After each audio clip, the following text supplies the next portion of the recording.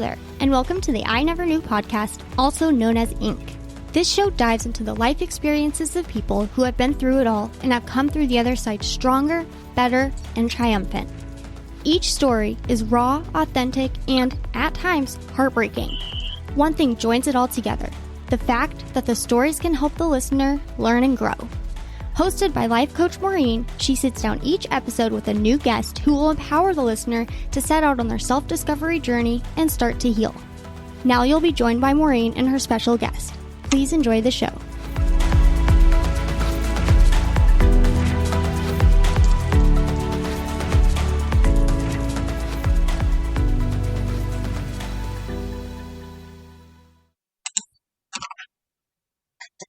Hello, everyone, and welcome to today's episode of I Never Knew But My Dog Did podcast.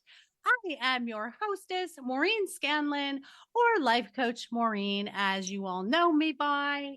Here at I Never Knew But My Dog Did, we are all about people and puppies, and my guest today is no exception. In fact, I searched him out, and I searched him out just by seeing him on Facebook. We are friends, but we had never really touched base. And so I was so excited to reach out to him and be like, hey, you're my people. Please be on my podcast. And he gracefully accepted, and we've been talking for quite a while offline, and I thought, holy cow, this is going to be a fun one. So let me tell you about today's guest. Today's guest is Sean Hoy. He is hilarious, first of all, and he is a Phoenix-based cartoonist, and he turned sticker-toonist, which I love, and he goes by Sean Hilarious Hoy. He believes that we all should live with a purpose, that's a pun, or some may say live our purpose, which is truly embedded within us all. Through Sean's struggles of addiction and alcoholism, being raised in a volatile home, ruled by a bipolar yet sometimes caring father, and the blessing of a recent diagnosis of ADHD, he joined the club. Welcome. He has made it his conscious mission to continue his lifelong mission of creating moments of happiness, hope, and positivity through his stickers and comedy. He also has self-published several books, 10 cartoon books, including a book called Hilarious Dog Cartoons. And now that's Hilarious.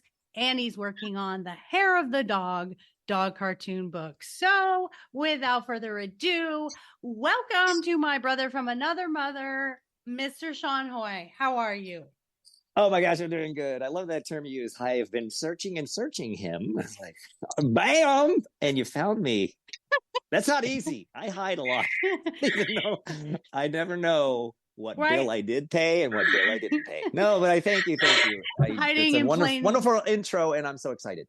Yes, hiding in plain sight. No, I think people need to pay more attention to the people that they friend on Facebook, because I do have like 40 or over 4,000 friends on Facebook. Close friends, of course. Over 4,000. Of course, they all are. Well, these are the opportunities if you really just reach out to a stranger and just say, hey, I love what you're doing. I like who you are as a person. So let's start off, because this is I Never Knew But My Dog Did. We always talk about the knee story.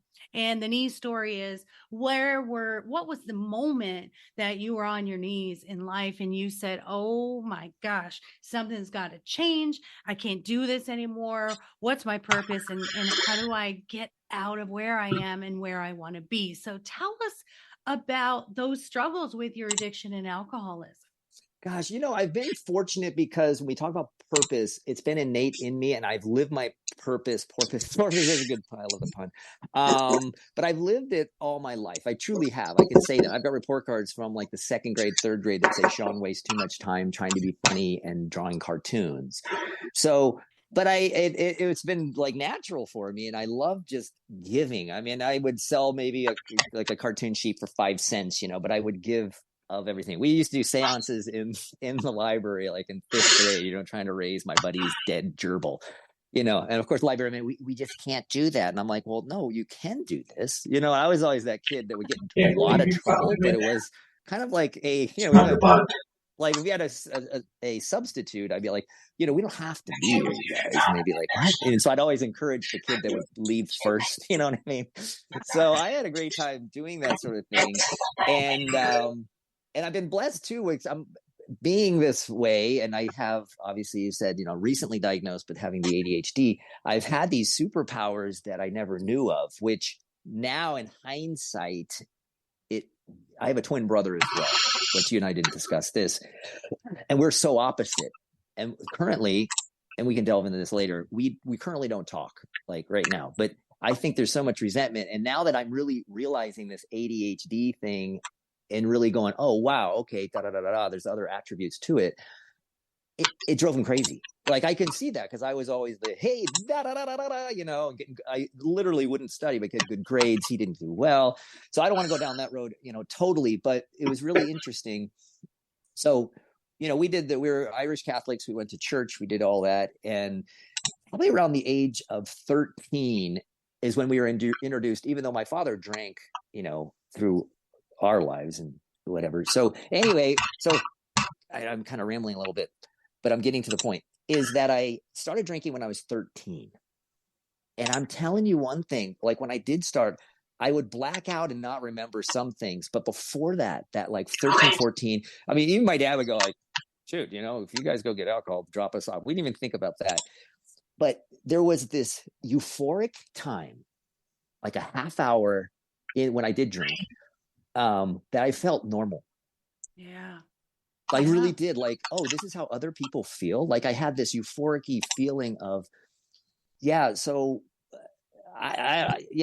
should I keep continuing? I don't want to No, I really, I'll talk, but I want you to interject if you want to. No, I love that. And you'll see me like jotting stuff off to the side because I like to revisit. And because of my psychology, infinity and background as a life coach, you know what? We all have addictions. And we all have addictions because of what you just said. And I think that is such a key point. And I think every listener can relate to that, whether it's cigarettes or alcohol or overeating, or some people are fitness addicts. I mean, it's finding this thing that makes us feel better because we haven't quite figured out how to internally make ourselves feel better or just accept that that's who we are. I remember when I got my ADHD diagnosis, and I was determined not to use it as an excuse for what I did, but it was sort of, and I think everyone also mental health wise, when we get these diagnoses, we sort of feel like, oh, okay, now I get it. I'm not weird. Right. I'm not alone. Now that's what people tend to do is when they do get those diagnoses, then they say, well, it's because I act this way because of my ADHD, or like my son was diagnosed ADHD as well, when he was younger, and now my middle daughter also. So, but he would make these excuses. Well, Mom, it's my ADHD. And I would look at him and say, oh, no, we're not doing that. This is not a crutch for you to make an excuse for your behavior. You actually just know you have to work a little bit harder. But you're right. It puts a little bit of the puzzle pieces together for us that gives ourselves more grace, I think, that we do things a little different. We call it neurodivergence now, fancy name for we're multitaskers. We are scattered. We do not focus. We don't have great focus power. So now that you got your diagnosis, and so recently, only a couple of weeks ago, how has this clarified things for you? And what are you doing to really understand it, to understand yourself better?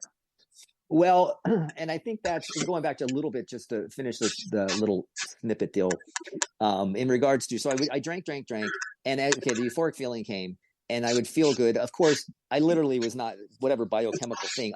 There's other factors going on. Like other people didn't black out all the time, and I did. And I was like, and I asked my dad, and he's like, no, we're just Irish Catholics. Like literally he would say that. And so I drank, had 4 DUIs.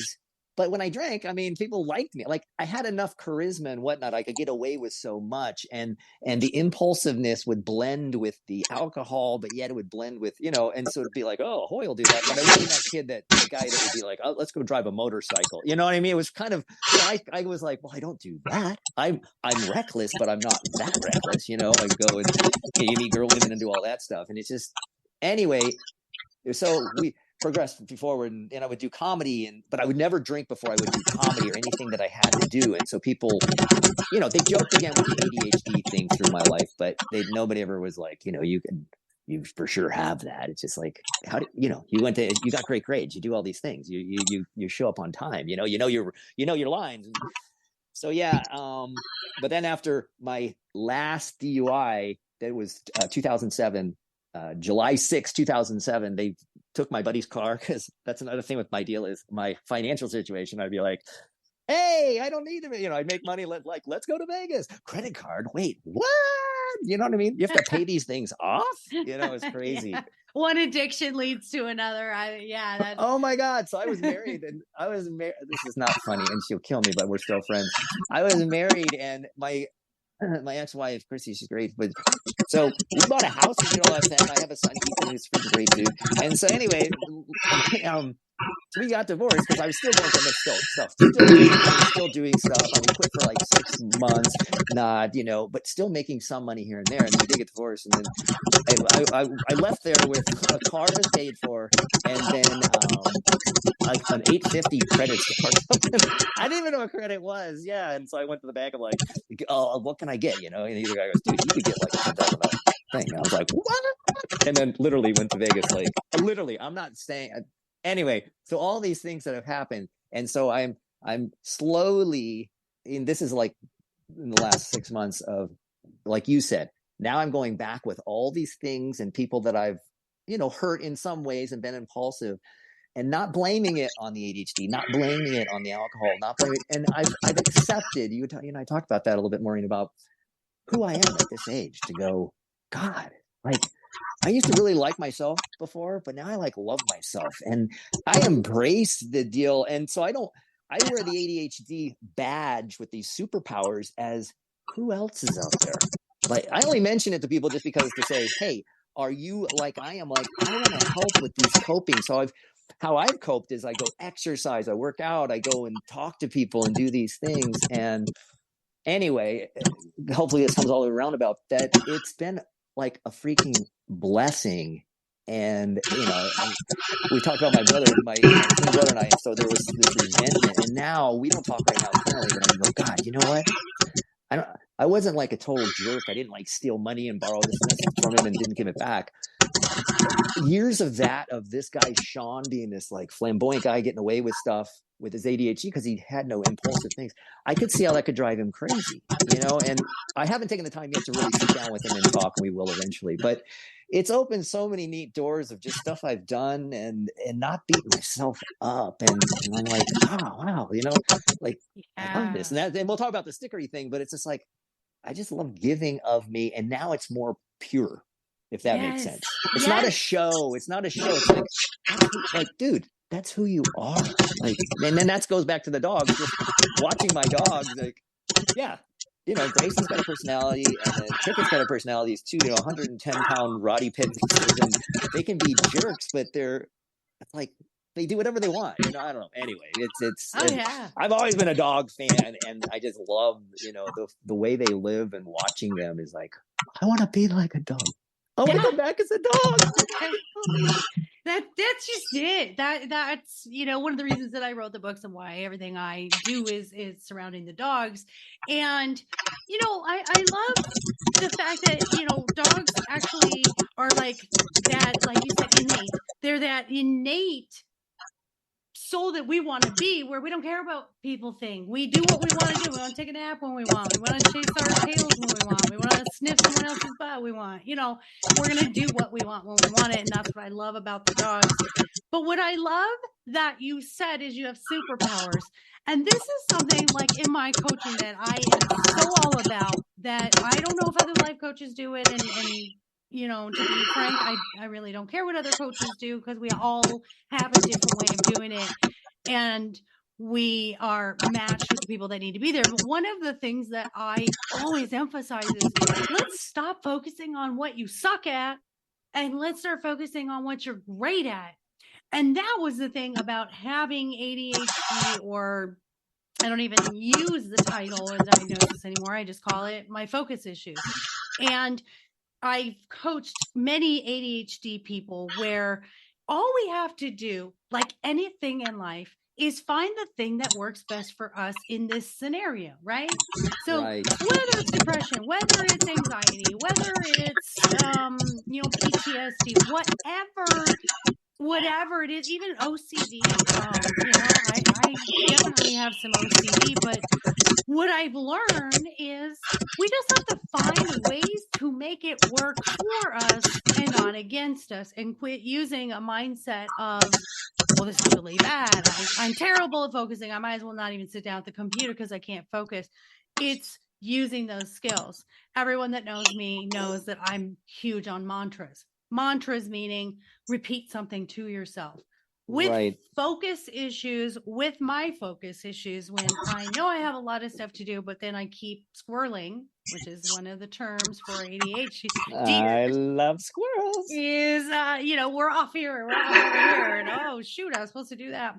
So for me, my mantra is hocus pocus focus, Maureen. And it's my way of reminding myself, before you do anything else, can you please sit down and get this thing finished? And it's breaking it up in chunks. As my son with ADHD has said, Mom, just take bites of the hippo, don't eat the whole hippo. And I just think it's the cutest thing that he used to describe how we think. It's overwhelming. If we see the hippo, we're like, I'm not going to do any of it. I'm not even going to think about it. I'm just, I can't do it. I'm going to run from the hippo. Yep. It's taking those bites. And I remember I was married to an alcoholic husband, and when my son would go for visitation, that his dad was anti-medication for my son.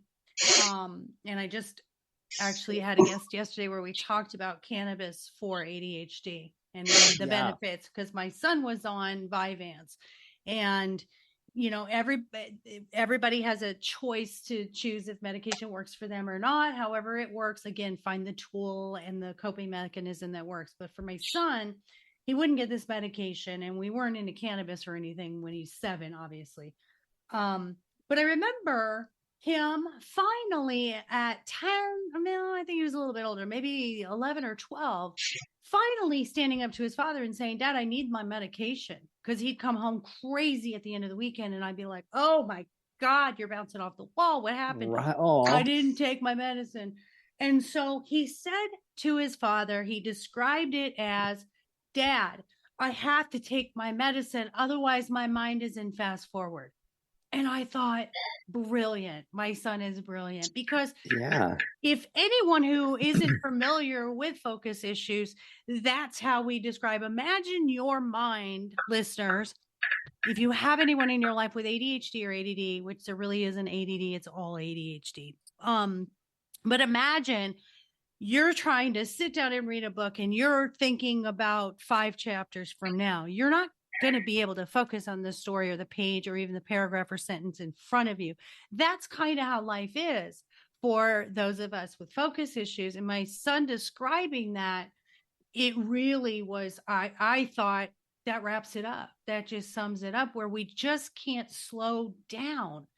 So the mantra thing, the tools that I've helped, sticky notes. I'm a huge advocate for sticky notes. So tell me some of the tools that you're using and coping skills that you're using. I've developed these coping skills. Being with people and what I do has really helped. And I'm going to go a little back to, and one of my other belief systems is that the school system, even government, all that stuff, not that I'm Mr. Anti-everything, burn it down, is that, seriously, people cram us into these little boxes and want to change. I don't know, I think the guy's name is Osho or Oso, I don't know, the philosopher, I don't know if you're familiar with him, but we unlearn so much at birth. And to me, there's so many innate awesome things that we have. And in society, all of us know, and people that are listening, is that it's like, no, you got to cram into this. You got to cram into that. So one of my coping skills was that I was pretty clever enough to know the rules before I broke them. Like, that was, so now looking back at the coping things, I had it good because I was a pretty swift kid. And I was like, oh, okay, well, I got all these things done. That's all right. And then people would call my dad, like literally in high school and in grade school, and go, I don't know, I think I was throwing spitballs at one guy, and my dad would wake me up, like he was a drinker. He'd wake up me up like at midnight, and he'd be like, "Hey, I talked to your teacher today." And I was like, "Yeah, what happened?" And he's like, and but I have good, and I'm like, whatever. He goes, "Well, you got like an A in the class, but were you throwing spitballs at your friend Carl while he's doing a speech?" And I said, "Dad, I was not throwing spitballs." And he's like, "The teacher said you were throwing spitballs." And I go, what? And so my dad goes, "Yeah," and I go, what? "No, I was not. I didn't throw any spitballs. I don't think that's right." And then he goes, "Well, what'd you do?" And I go, "I was flicking them." And he goes, "What?" I go, "No, I was flicking them off my knee, but I wouldn't throw them at somebody. That could hurt them, but I would do those little twisty things." And it sounds like really mild in its way, but it was like, oh, and weirdly enough, he was like, okay, like you almost won that debate with him. Like, oh, okay, well, I called you off on the wrong thing. So anyway, I learned how to manipulate people. And I'm not saying it's a good or bad thing, but that's how I really would learn to use that charm and use that humor, the energy that I had, like, oh, I'll do it, like, oh, Sean, you didn't do this, but I'll go clean up every piece of garbage on or I would recruit other kids. I'd use my charisma to go, hey guys, let's clean everything up. And then I would get away with that. And then I played soccer and sports. So running has helped me immensely, and working out. It's just that, the dopamine, and that's just, and I'm a creative person. So I literally sometimes, if I love to ink my cartoons, and there's a whole process, but if I can't like ink at night, I'll be so excited in the morning to get up and do like the things that we love to do. And I've slowly, going off your words, is that I've learned the things that I cannot do, sometimes by default, obviously, and a lot of times by just going like, this works, this doesn't. And so I'm charismatic, I'm not the ugliest guy in the world. So people are like, hey, you used to do sales, you should do this and that. And I'm like, yeah, okay, what do this is sure. So I have a job. I've had probably like 38 different jobs. And when we were married, my ex-wife had no clue like what ADHD was. It was interesting. So she was so much on the other side. Yeah. So she's like, every times when I would have a gig, and then I wouldn't have it for a while, so I'd get a job, and I go to be sitting in a cubicle, and then she'd go do something, then come home, and I'd be home. She's like, aren't you at work? And I go, no, oh, God, it was so freaking boring. She goes, you can't just leave jobs. And I was like, I cannot. Like, that's my kryptonite, boredom. Christy, they want me to sit there and read them some stupid book. So anyway, I just learned like I can't do those, and that's why I slipped more into hospitality. I started bartending, like, yeah. Always something new people. I worked at the Four Seasons for 4 years while I was doing my art and comedy and stuff. And it was interesting because I'm telling you, like, now I regret it, but it was the best job I could ever have. They let me I painted murals when they redid the bar. They let me, like, Sean, you can do margarita demos. You get paid this. You work 3 to 4 days a week. The shifts are only maybe max 6 hours. It's in the daytime.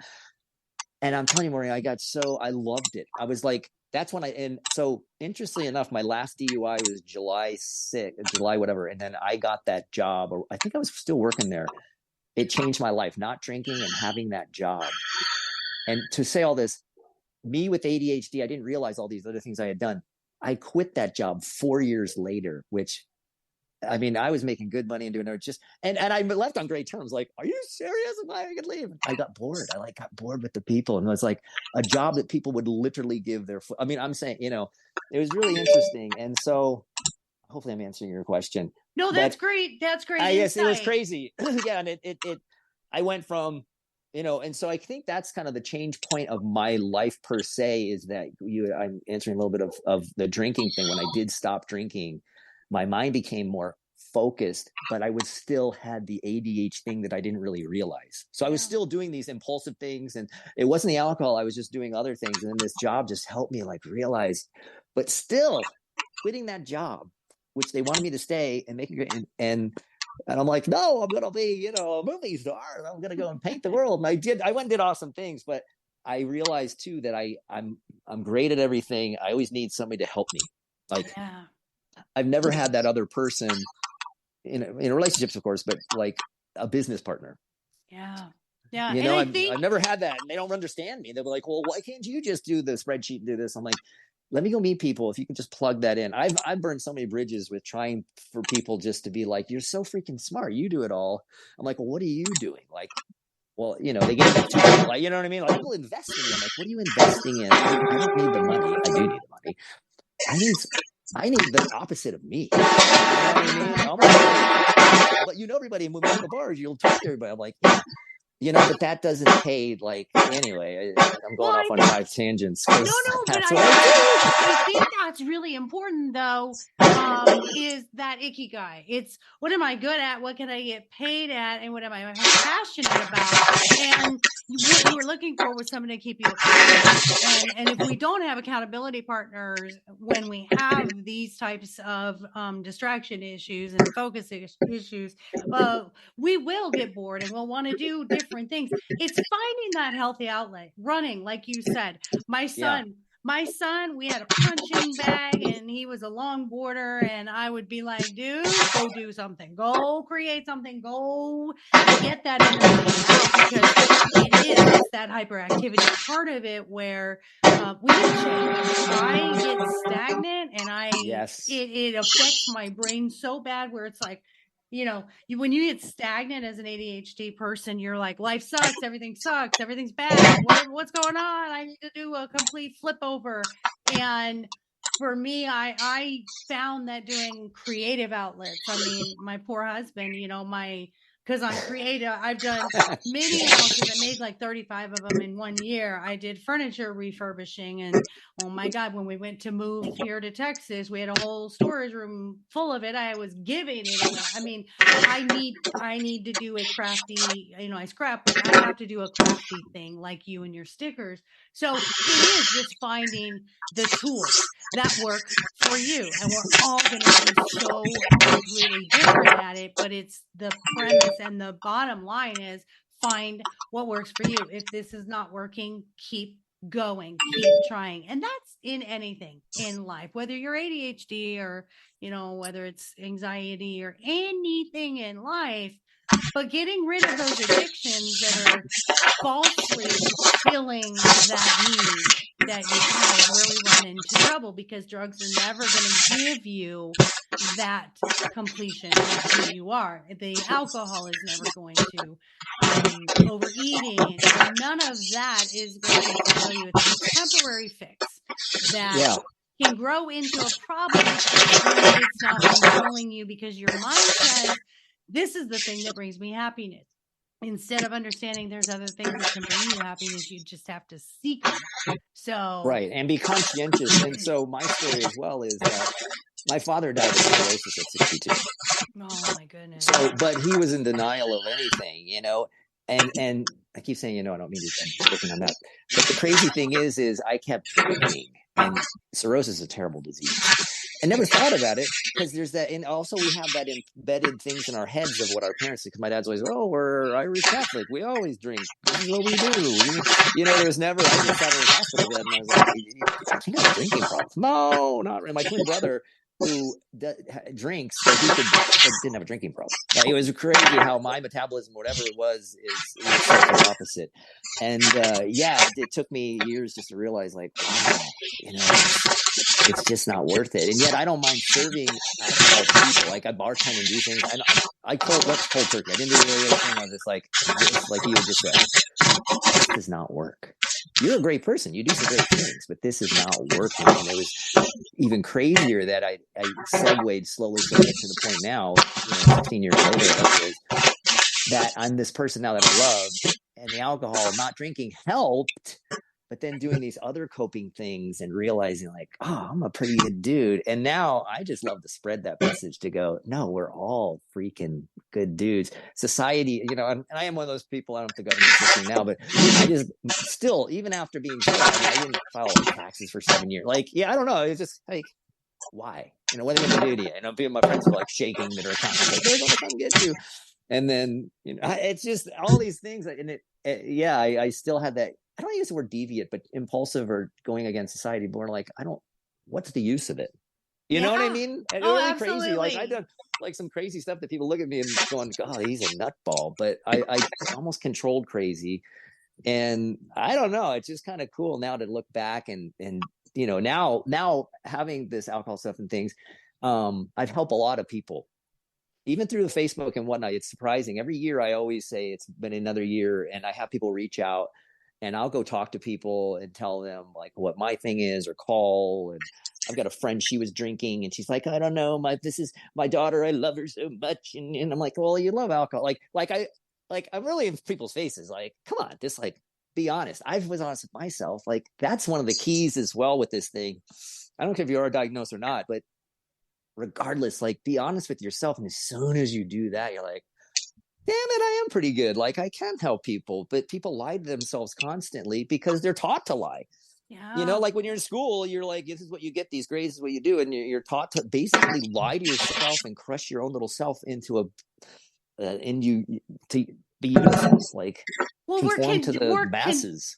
I really believe we're conditioned to, and this is going to go, I love that you put on your bio, you're like, am I getting deep? And I'm like, you can never get too deep for me, trust me. Because the things that I realize with my codependent behavior and being in a domestic violence relationship with an alcoholic, and even continuing friendships and more relationships, with men for years and years, it was that conditioning that I was given. Like you said, you come here as a newborn and you've got everything you need, yet the people who are taking care of you are undoing all of that and reprogramming new shit in there that they need. You ever think about that? So it's like, oh my God, yeah. we're going to program into you the things that I failed at or the things that I wanted in life. And I did it with my children. I mean, I definitely was trying to correct my parents' mistakes, but then also, having them fulfill the things that I didn't fulfill in myself. And so here we are, cycle after cycle, ancestral shit that we keep carrying on until we don't. And the only solution to stopping that is just that self-awareness to say, I'm only responsible for me, how I think, how I behave, how I speak. And then you don't put the burden on your children, and then you don't carry the burden of your parents. How is that for deep, Mr. Sean? Oh no, love it, love it, love it. And that's, I think, again, unlearned or not learned, or maybe even naivety that people are not taught this, but the brain, the neuroplasticity of our brains, we can change it. And we can change it in a second. And it sounds really way too it's almost too simplistic. Like the past, that's one thing I've been working on even the last 6-7 months or even, is this, like, stop like thinking about the past and doing that. And I'm telling you, the gift, giving myself sobriety was one of the best gifts. This new gift I've given myself is living in the now and just being like that attitude friendly. And yeah, of course I'm gonna get down and whatnot. But yeah, no, it's that. And it's neat talking to people like, you can't do that. You can't. It's like, guys, I know the tax thing. I should have paid my taxes, and I finally did. But actually, I got money back. But don't go out and do that, kids. But the point is like we have such control over so much that we can do and not do. It's innate in us to be good people. That's the other thing. People are like, oh, society, everybody hates you. I'm like, no. 99% of the people are awesome. Awesome people. I mean, I've watched shows where there's guys, like a little guy driving a rickshaw in like India, and they interviewed him, and it's like this happiness thing, who's had the happiest in the world. I don't know if you've seen that. It's a great video. And he's like, was voted the happiest. He's got 14 kids. His little roof is leaking, and he drives a rickshaw for 14 hours a day. And he goes, I've got my family. Like that is what I've got. I'm happy. You don't need all the other things. And so I was blessed as well with my girlfriend, who we went to high school together. We've dated now for 15 years, and she's a therapist. So, yes. But it was interesting. No, it's interesting to say this because she's great. I mean, she's really awesome, really brainy and stuff. We didn't date in high school. We knew each other, and we did, but it was interesting because talking about previous women after I was married, dating them, and it was like, when I was drinking, like, oh my gosh, party, stay out the pool all day. So these type of women, I mean, nice, but they were like stuck on themselves. They had nothing going, because they needed to change too. God bless their souls. And until I met Charla, who really got me, like, she was the one who maybe probably nudged a little bit of the ADHD, the this and this and that, giving me books. We started reading ACEs. Are you familiar with what is it? What is ACE? ACEs, childhood experiences. Altered childhood experiences. It's like things that have happened in your life. PTSD, alcohol. It was really neat. So I started reading things and going to like things that she was like, and it opened my eyes. But she was accepting of me, and it was really neat because she got it. And she's not a drinker. She wasn't so we paired up at the right time, and it's been neat because she encouraged, like, go get it. Like, if you need to take medicine, then you need to do it. Like, it's really interesting, but never pushing. Like, she never, it's been neat. I've been highly blessed. Yes. Let me be me as well. I love that so much because I do believe so much in the law of attraction, and you're going to attract at the level that you're at. And so when you were in your alcohol party phase, of course you're going to attract the same people, party, alcohol. Right. And when you really have sort of healed some of those broken pieces, or those pieces that were learned, that weren't unlearned, that your mind said, hey, this brings me joy.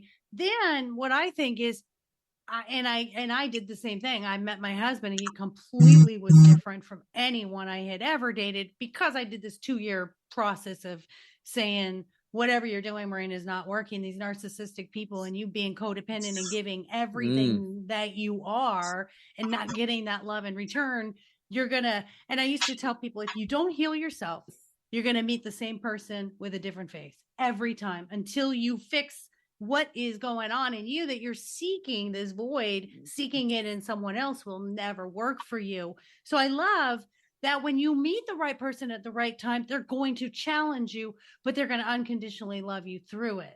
And that is what you have now, because you healed and you love yourself. Then you meet someone who loves you unconditionally, but also is going to challenge you to continue to be a better person and raise your vibration even more. And I love that. And to feel accepted. It's like in life coaching, I always tell people, it's not what you're saying, it's your delivery. If I, as a life coach, said, Sean, you're such a loser. You've been a loser your whole life. We need to fix you being a loser. I lost you back with, Sean, you're a loser, because how is that going to get you to change? And I told you this off air. The first thing I say to people is, do you know how amazing you are? Whoa, I've got your attention now. That's when change happens, is when you feel loved the most and accepted the most. That's all we want as humans, is love and acceptance. Yeah. And that's, again, I'm going back to this little thing of the stickers. People, and again, you give somebody something and they love it. And again, it's not it is the gift in what you're giving, but people aren't told enough. We're not, that we're great, because you turn on TV and it's just like, you gotta, it's all the celebrity stuff and you gotta be this and this and this, which is only like 5% of the world, if that. Second of all, they're not the happiest people in the world, because you see that they're not. But people just, and that's, we can go back and forth. We can talk for 9 hours about the social media thing. It's that I think social media is really awesome in many ways, but then again, it's that line of like, well, why are the Fergusons in Tahiti? Like, what do they do? And you go, and that I don't know. It's just a slippery slope. But having what you love and loving what you have is the balance in life. So as we wrap up, I want our listeners to know where to go get your stickers, and I want them to know that the proceeds for these stickers, you do a lot of really good work for our puppies. So tell us about what your stickers purpose is, your book's purpose is, and what are you doing? What is your goal? My goal is because now also because it's focused. I love my books. I love doing the cartoons. I paint quite a bit. I do these little paintings and stuff. You've probably seen them on the online. They're at that Facebook. Love the Facebook. It's free. You can download it. Download the app at the App Store. That's my commercial. I don't know why I'm doing commercials for Facebook. I should do it for slushies. Okay. So what my goal is now is to focus on Now I'm actually looking for employment if anybody's hiring out there. No, I actually have a really good lead. So I've worked with the Architect B and some other groups, and one group is like, knock on wood, I want to jinx it, but they want me to help them be the community liaison for an autistic research group in Phoenix. So anyway, I got the second interview tomorrow, and I'll let you know how that goes. So that's kind of the so me getting a job is good, because beg, borrow, and steal with all that stuff. So on the other side, to answer the question, because we got to wrap this up here, is that my stickers. So the goal of them is to be profitable and sell them, making proceeds to help myself. Hey, yeah, okay, I can buy more stickers. And then B, I do help a lot of groups. So the energy that I go to, like, I mean, I'm talking like Lost Our Home. Are you familiar with Lost Our Home, which is in Phoenix? Arizona Humane Society, I work a lot with them. PAC 9/11. So the goal with the proceeds is to go and help, be it like lend my emceeing skills, hand out more stickers, have people. So they're not all dog stickers per se, but it's the groups. And I do donate my times and services to other groups. I'm really hooked with I call them the differently abled groups. Love it. Down syndrome, all those guys. Those are my peeps, man. So you're just a service soul of everybody. I don't really like just focus on one. Yeah. So you're a very diverse service soul, which you just want to help the whole world, and that's sort of your ADHD too. I want to help everybody. So it sounds so large to say like that my goal is to do that, but that is what I was built for. I was built for, like I say, ever since the second grade, is to make people laugh, make people happy, make people worth something. I was the guy who would go into the lunchroom and the new kid and sit next to him, or somebody that wasn't. I knew everybody in high school, like literally, 1,000, 2,000 people. It's like, that was my thing. Not saying I was popular, but I don't want anybody to be. And then once they're okay, they're okay. I don't have to hawk around them. I'm not going to be your best friend. I know that sounds weird, but I'm going to help you, man, get through that. And so my goal is to make these stickers, the Hilarious stickers, a national, international phenomenon. And then, like I say, I always send, if somebody even orders one, I send them 3. I'm a terrible business person. But to say, smile, stick, and share. The feeling I give that I just gave to you and you got excited about the freaking little sticker. I say little stickers, just I kind of devoid them a little bit just to say, hey, it's the act of it. Go give somebody one of these. Don't just, that's my thing with people. Like, they try to hold on to things. I'm going to keep this and keep my money. And it's like, money is just like stickers. It's like air. Just go give it and your more will come. So I don't know. I love it. I'm gonna give you 7 billion people are gonna get stickers in the world. Everybody is gonna get a sticker. I love it. And I'm gonna give you an elevator pitch, which is oh dear. I create fun to open doors to connection. And that's what you do. That's yes. That's your elevator pitch. What do? I create with my artistic talent stickers that open doors to connecting with people. Boom. Mic drop. Yes. Where can they find Bam. you? So Facebook, Sean Hoy, SEAN HOY. Hilarious Studios there. But go to, or they can put Sean Hoy in there. So Facebook, Facebook me, become my friend, and then hoylarious.com. Go to my website, HOYLARIOUS.com. All right. Hoylarious.com. Yeah, you like it? That's a tongue twister. Holy cow. You'll get it. You'll get it. So when I did stand-up comedy, that's when I started calling myself Hilarious. So I love it. Are your books on there too for purchase? No, I don't have any books currently printed, and I'm working on that. So they will be there but currently it's just my stickers. All right, guys. Remember, I gotta focus. Let's do it. I love it. Hocus pocus focus, baby. Hocus pocus focus.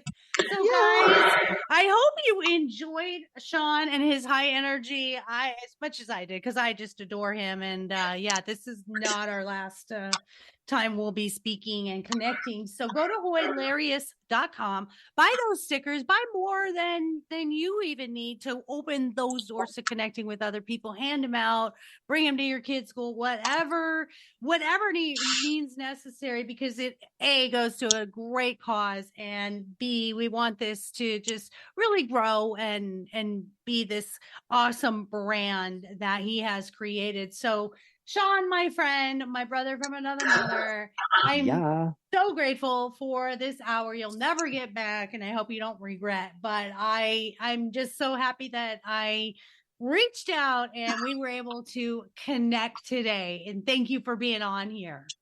I love it. Thank you. Thank you. Hello to all the listeners. You guys rock. And Maureen, you rock as well. So we will chat more and more. Definitely. That's a warning. You are not getting rid of me. And you said you were a stalker, and I welcome stalkers. So sweet. Okay. All right. Well, guys, that's going to wrap it up for today's episode. I just really enjoyed him so much. I'm so grateful for all of you who are here, who have subscribed to the podcast, for all of the wonderful reviews that you've left. Share this so we can build this community. It is about just really connecting and saying, hey, I've been there too. And it's great information. Share it with your friends and family, anyone that you think would really just enjoy between the entertainment and the information and the connecting with people that have been where you've been, or people that have been in certain situations. So again, you can find me at lifecoachmaureen.com. Don't forget my books. My dog is more enlightened than I am, and my dog is my relationship coach, as well as my boutique with healthy treats and gifts that our dogs deserve at mydogiseverything.net. So thank you again for listening, everyone, and have a fabulous day. We'll see you next week.